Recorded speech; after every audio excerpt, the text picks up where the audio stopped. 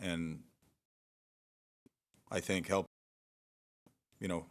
better coming in here and giving our best baseball to ourselves, to the front office, to our owner, to the fans, and that's why I said the connection that we have in talking is it's so simple. We can do it so easy, and I think that's what helps us move forward.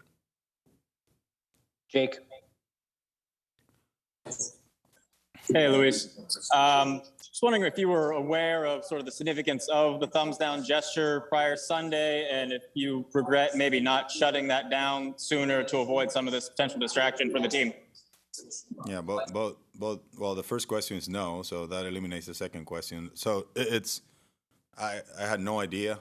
First of all, I did see Javier doing something at second base, and I saw him on the road, and I thought he was doing because the guys have been doing specifically Joey Lucchese's pitch signal every time they got on base, which is a swerve. So in my eyes, I thought I was seeing Javi do that. But Sunday is when it came to my knowledge after Javi's conference, and that's when I knew.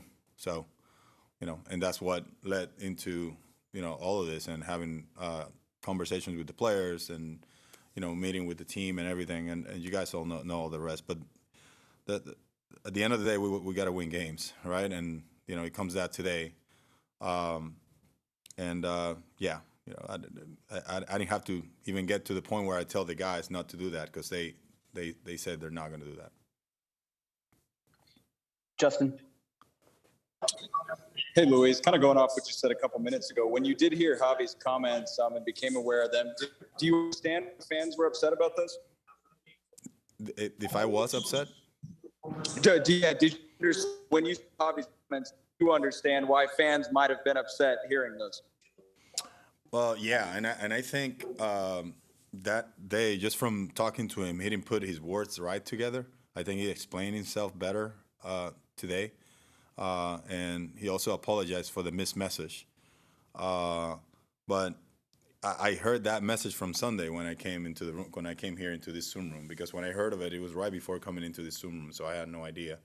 So at that moment, I was, a little surprised by it, and obviously I was explaining probably where he was coming from because he's a new player coming to New York. He comes obviously from also a huge fan base in Chicago, but probably hasn't experienced anything like this before. So. And I was trying to explain the kind of player he is and where probably his take came from. But now listening to his clarification of things, and I'm sure that's what he shared with you guys out there. Now there's more understanding, which is what we want, and we're in the message, that we're all in this together. We have 2 games today. That's the most important thing. We're getting really close, by the way, to it. Wayne.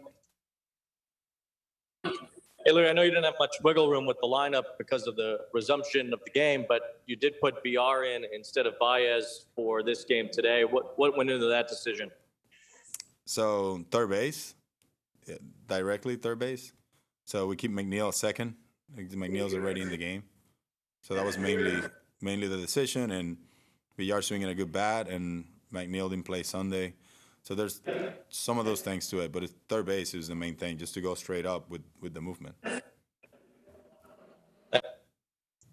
Tony. Hey, Luis. Javi and Francisco are new players in New York. They obviously haven't played here before. We have a lot of veterans in that room who have. Do you feel like you've gotten enough leadership? Guys, Jake, or whoever else in that room, have been here maybe a little better? Yeah, there are guys. I think I got your question, by the way. It was cutting off, but we have leaders in there that have explained how the media, the fans, everything is here, and myself, I always have told the guys how accountable we got to be. From spring training, I tell them we got to be accountable, right? So yeah, we have the guys that experienced it. Michael Conforto's experienced it a lot, and he's experienced things in a different way this year, and he's been vulnerable about it as well. So he shared some of his experiences here. Other guys have as well, but still for the players themselves to experience it is something new. You know, I mean, you can hear, you can get a lot of you know, input. You can have a lot of input or advices from any guy that's experienced this before themselves, but until you probably go through it, it's not when you start growing through it, you know. So that's why, you know, I see these things as learning experiences, and you know, and I'm very proud that they you know, they came out and they were responsible, they were accountable. And finally, back to Tim. Do you think Francisco and Javier feel they did anything wrong?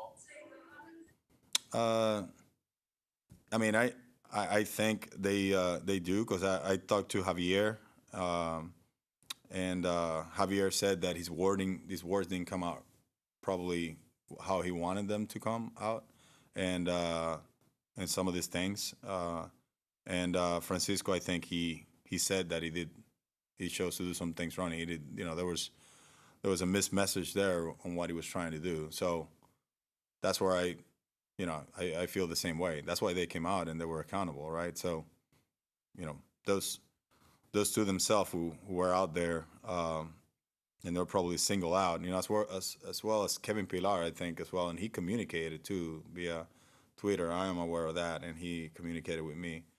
Like, those guys were trying to clarify some things, you know, that probably could have been done better. So, you know, those guys coming out and being accountable, I think that just shows it. That answers your question. Luis, thank you very much for your time today. Thanks, Zach. See you guys. Members of the media, this concludes today.